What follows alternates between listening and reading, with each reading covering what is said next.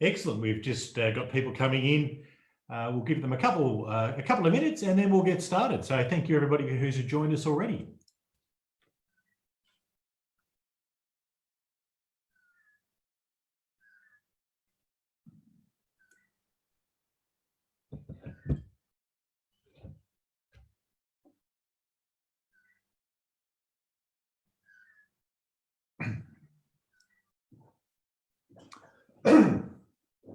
Okay, well, look, we will get started now that most people have arrived.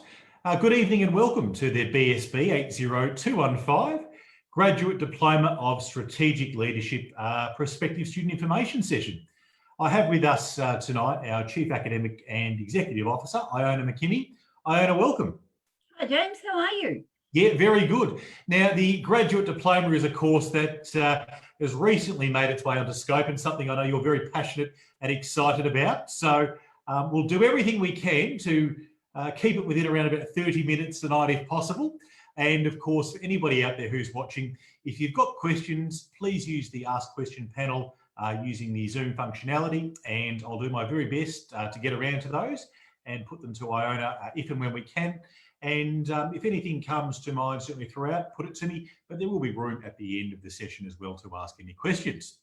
So without further ado, let's jump into the course overview itself. Iona, I'm going to hand on over to you. Okay, so as James mentioned before, this is a new course that we've added to Scope, and so we're doing a lot of talking to prospective students about the course and about, you know, who is this course for? Well, oddly enough, people believe that to do a graduate certificate or a graduate diploma, you must have already completed a degree. Well, that's not quite true. The course is actually suitable for people that have 5 years or more experience working in a senior role in an organisation, and they might be, you know, moving into a more senior role or an executive role in an organisation. This course is ideal for that group of people. So people that are working as a general manager, a CEO, a COO, a project director on medium projects, small to medium projects, strategic project managers and officers, and senior project managers. Strategic leadership is a bag of skills, if you like, that often are applied in a lot of different contexts. James, you're our strategic projects manager here at Mentor Education. How important to you is it, you know, those strategic leadership approaches and skills and knowledge? And yeah, look, absolutely. And I think this idea of strategic leadership is probably more important now than it ever has been before. We're seeing more and more emphasis on the value of human capital, or I suppose in other words, personnel within businesses. And a real move to, I think, what in the past was referred to what we call transactional leadership, as opposed to transformational leadership, you know, which is something which we're seeing more of these days.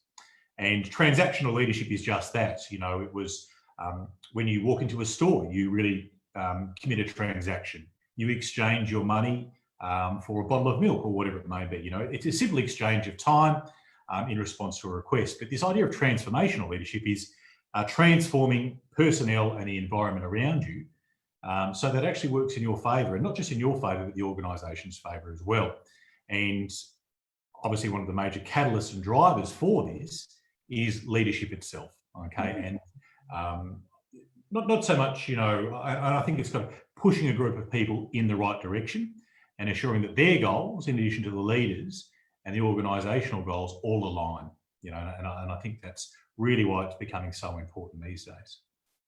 Well, I think the other thing that we look at too in this course, I think you've got the units that we look at on the next slide, haven't you, James? Indeed, yeah. Yeah, so let's move forward and talk about, and really drill down and talk about some nitty gritty of what we actually do get into in the course.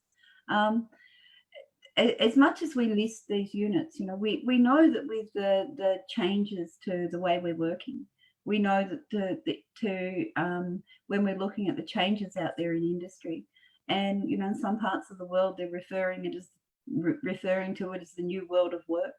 And in some parts of the world, it's referred to as Industry 4.0. And we know that, all of these changes are actually drilling down even into the way we write job descriptions. We know there's a whole different bag of skills that we need when we're working in this changing work environment. And the other thing that we also need to be thinking about is sustainability and responsible practice as far as sustainability is concerned. And sustainability and ethics have become truly meshed in how we go about what we do from a business sense.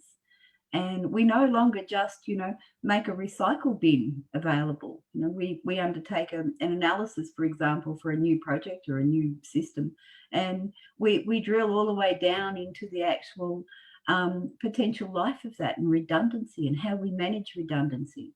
And that's just in our systems and our processes and our products and everything else. So the idea of this course is that I guess the first unit is the really telling one. How do we lead strategic transformation in any organisation? How do we influence that transformation to actually be or to actually ensure that there is a benefit to the organisation? What about change? Change management can be an incredibly complex thing, depending on the context that we're working in. And ethics, of course, ethics is in everything. And ethics isn't just, doing the right thing. It's about making those ethical, responsible decisions and ensuring that as part of transformation, not just of a business or a business's strategies or strategic objectives, but our human capital as well. Excuse me. So the course takes a broad brush approach to all of those things. Yeah, look, I think it's very interesting that you mentioned quite a number of those things, and really I think the impact that they're having, and I think the need organisations locally and globally have for skill sets which are exactly that, what you just mentioned, is getting greater and greater and greater. And I mean, look, it's not just about attracting talent, but it's also leading it, ensuring that you get the very most out of it. This idea of sustainability, again, which is also becoming, more and more prominent. So much so that, there's actually, a secondary market for carbon credits these days, and, such that it's so important. Look, I suppose just to touch a little bit further on some of the elective units. I mean, we've got, enterprise systems. We've talked a little bit about change. Business analysis is something else which is in there, which is quite important. And we've seen in presentations and research work that we've done with respect to Industry 4.0 and the importance of, cognitive thought and being able to analyse things and provide information, make decisions on it. I mean, why is that, and to what degree is that reflected, I suppose, in our Facilitate Business Analysis unit? Very much so. Again, it's about responsible innovation. It's about taking a different approach to how we go about business analysis. We often look at business analysis from just stakeholder consultation and, the real nuts and bolts. But there's a whole range of other ways that we can go about business analysis. And we really explore some of those other ways, like utilising questionnaires and going out into the community and actually consulting with our community as far as our business is concerned and how we work with them. We're seeing a shift at the moment back to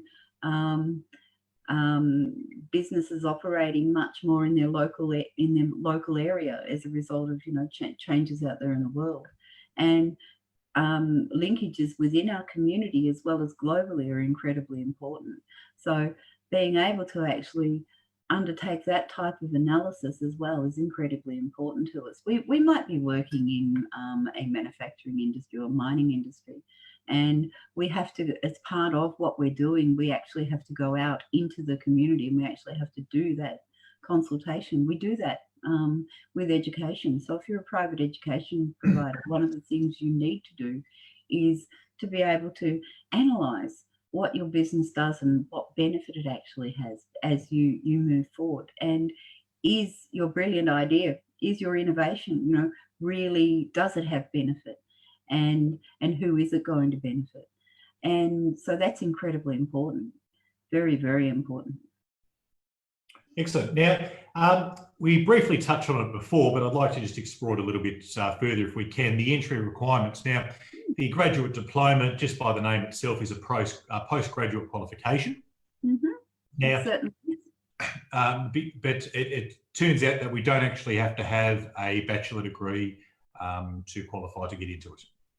No. So applicants for entry to the course or prospective students, candidates we call them, could have completed a diploma or an advanced diploma in a related field of study. What is a related field of study? You could have completed that in project management, human resources, accounting, community service. When we talk about strategic leadership and strategic management, you know, it's actually about the function of that rather than the context that a person has gained their work experience in. So it could be, as I said, you know, a diploma or advanced diploma. I think we actually had an applicant who completed an advanced diploma of auditing. So that's also perfectly acceptable. And 3 years equivalent of full-time relevant workplace experience. Excuse me. The second entry pathway is a bachelor and undergraduate degree, again in a related field of study. So again, you know, sort of working with people, working with teams, managing projects, and so on and so off, would be considered to be a related field of study. And 2 years equivalent full-time workplace experience at a level of leadership or management responsibility, or having not completed any of these things at all. So we have an open entry pathway, have 5 years full-time work experience. Now, you've mentioned the term pathway a few times, and I think it's something I'd just like to explore a little bit further. I mean, the graduate diploma itself being a postgraduate qualification, I mean, it's something that I suppose represents the end of the pathway for students of ours who have perhaps started with a certificate for or diploma in business. Mm-hmm. But it can also represent, I suppose, the beginning of a pathway for students who are looking at moving into a master's degree, such as an MBA or something of the sort. So definitely there's a number of universities that accept AQF programs and provide recognition and credit for them.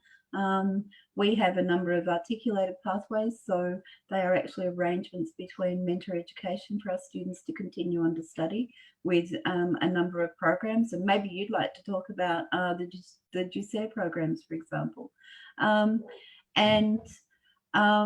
But students can actually utilise a graduate diploma for partial credit towards a master's degree in an aligned area of study.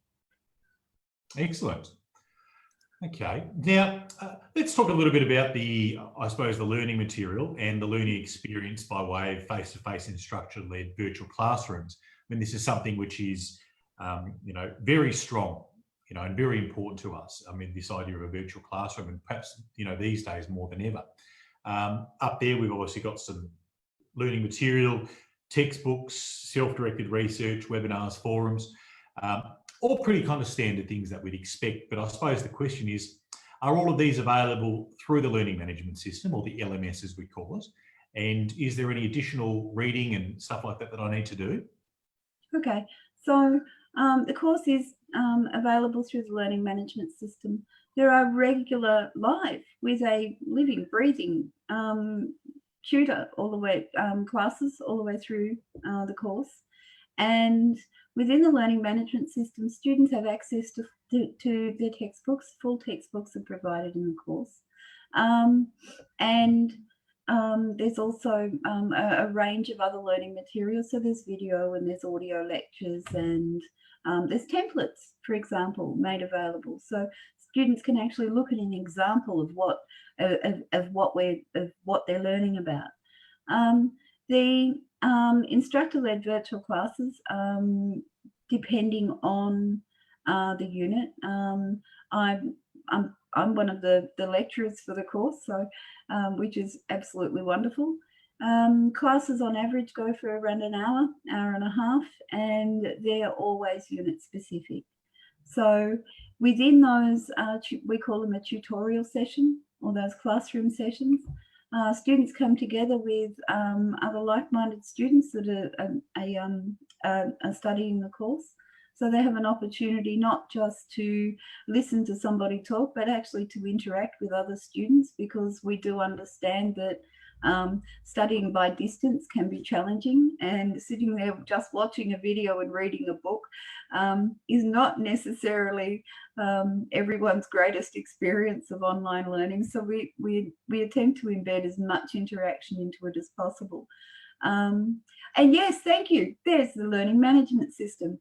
So the learning management system, the example on screen, of course, is the Diploma of Project Management.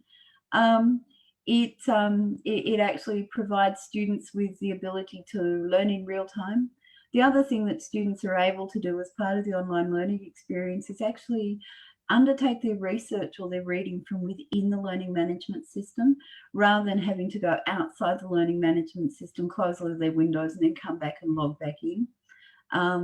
So in some of the units, it will actually take a student to a specific place. So I'll use one of the sustainability units as an example. Microsoft have this wonderful whole of Earth project that they're doing, and we use it as an example in one of the courses. So one of the activities is to go and explore what Microsoft are doing as far as this this sustainability, global sustainability project is concerned, and then come back into their learning environment, the learning management system, and continue on with the activities that are related to that. So it's, if you like, a very much a holistic learning environment. Yeah, I've just put a slide up there in front of us, which is very pertinent and of interest to just about every student out there, and that's the assessment. And if you could talk to us a little bit about, I suppose, some of the assessment tasks that are up there in front of us. Of course, they don't apply to every single subject, but there might be a mix, you know, certainly attached to each and every one. And then following that, what's the time frame attached to the course itself? I mean, how long do I have to do it? How long do students usually take? What's happening in that space? Okay, so I'll talk to the assessment modes first. That looks like a very scary list when we just look at it listed like that, doesn't it? Oh no, I'm going to have to do that for every unit, but no, that's not true. So often there's a mix of things. So there's multiple choice quizzes, short answer questions, case studies, as it says here, self-directed learning activities that might be practice decision exercises, for example, for managerial decision making, challenge exercises, for example, where a scenario is presented, and we get to explore how we would actually manage that situation and what techniques we would use to influence that situation, and if required, find a resolution to something. The assessment tasks themselves, projects are made up of those types of things. So short answer questions, real tasks, real world tasks, develop a plan, undertake a process of consultation, explore, you know, options, process flowcharts, for example, policies, procedures. I could get going with everything that we include in projects and portfolios. But commonly in an assessment, you would do some short answer questions and maybe one or two of these other things that are listed. So no, they are not all in every assessment, heaven forbid. Now, the course duration itself is suggested to be studied over 12 months. But we have some students, because the course is self-directed, and tutorials are held on a regular basis, and we suggest students actually cycle through with the tutorial. So over 12 months, most students would attend 4 tutorial classes per unit, and which provide them with an opportunity to explore the concepts and the topics in more depth. So commonly most students would complete the course in 12 months. Some students complete it in a shorter period of time. But we find that to actually gain the most benefit from the course, it's the equivalent of, say, 2 semesters study at a higher education institution. Okay, now that would be 2 semesters full-time equivalent? Yeah, Okay, mostly. okay, great. And I mean, I suppose we do, of course, have the flexibility to put it to students in a part-time scenario as well. So if they did want to take a little bit longer, that would be fine. Look, to be honest, the course can be studied in sequence. So there's no necessity for a student to start and do 4 units at once. A student can actually choose to study their own way.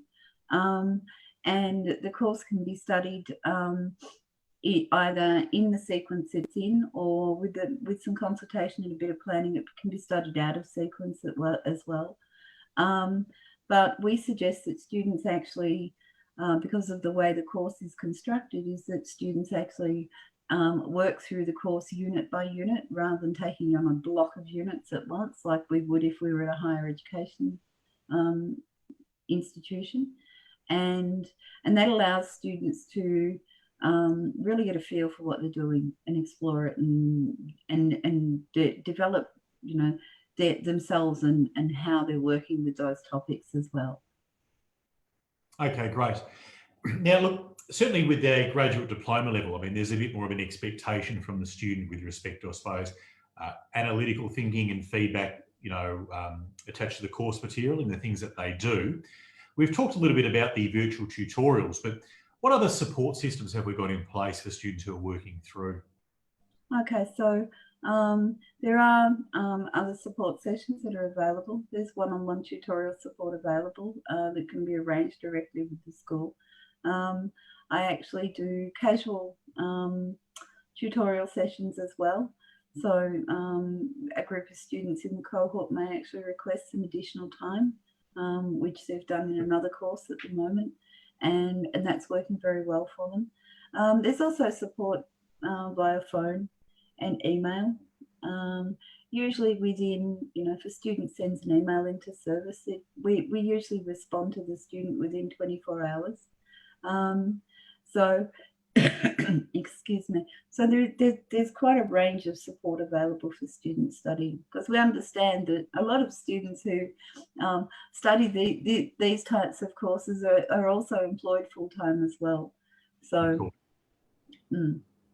Okay, excellent. Thank you very much. We've very much covered that, which brings us to frequently asked questions, and I'll see if I can answer most of these for you, Iona, but certainly feel free to jump in if I miss the mark. Can I get government funding is a question which we're often asked, and no, not through us. We're a private education provider, okay, but what we do have, and look, I think it is a nice segue into the second question, is our payment plans. Okay, so we do have a range of flexible payment options for students if and when they'd like to take up the qualification.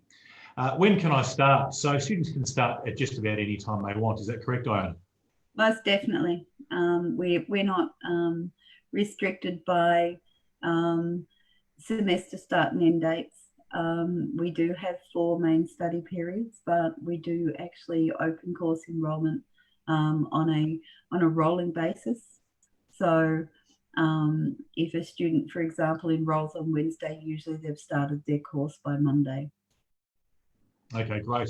A question which we're often asked, and we did touch on that a little bit earlier, is it all included? And of course, the answer to that is yes. So all the reading material, or I suppose the textbooks, the information that you require, also the assessments there as well. So there really are no additional charges. Once the enrolment fee is paid, that is it. So the difference between the study options, so we do have sort of 100% self-directed, but we also have the virtual tutorials, and that really is the default option for students. And certainly at this level, at graduate diploma level, which is postgraduate level, I mean, really is, I mean, limited choice in going for anything other than the virtual tutorials, because I think that feedback and the interaction, certainly with the training and assessment staff and the subject matter experts, is absolutely crucial. I mean, would you agree with that, Iona? Oh, most definitely.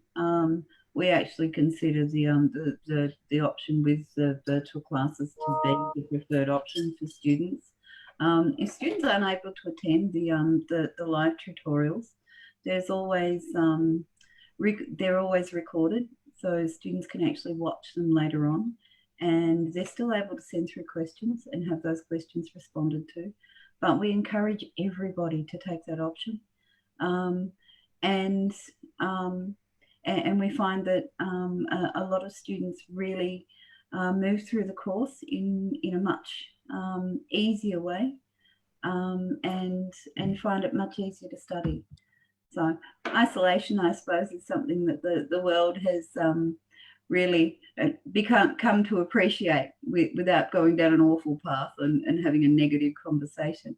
But one of the reasons why we encourage students to actually participate in the live tutorials is that it removes that isolation that we experience when there's just us and the textbook. And we attempt to make it a positive experience for the student as much as we possibly can. Excellent. Now, of course, the course itself is nationally recognised. We've talked about the prerequisites for getting into the course, and that can come from previous work experience or whatever it may be. And usually around about 12 months, for people to finish the course. But of course, there is that flexibility there if they do need to take a little bit longer. Now, we've just had a question come in, and I think this is a very interesting one. Can I study this course if I'm overseas? Most definitely. We are very privileged to have a number of students who are offshore students or global students. Because the course is delivered in the type of learning management system it is, students are able to access the course from anywhere. And it's accessible on just about any type of device. So it is truly portable. So, students, if they are not onshore in Australia, we are considered to be distance learning students. But having said that, they have no barrier to completing the course if they're offshore, just the same as anybody who was onshore, a domestic student. Yeah.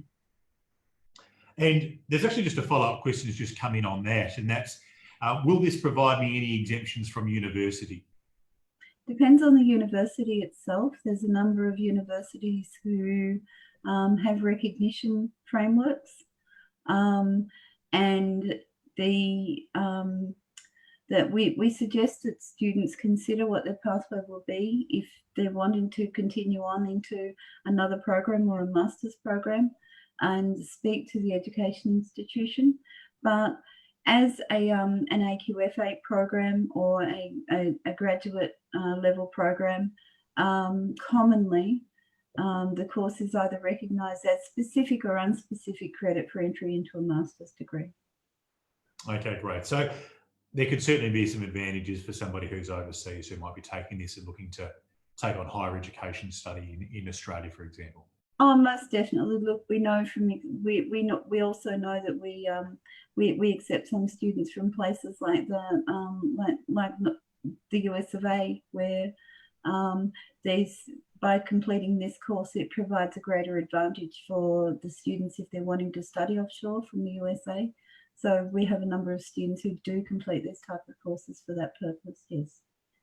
And of course, there's benefits for obviously local and domestic Australian students as well. Oh, very much so. There is detailed information about pathways from this course on Mentor's website.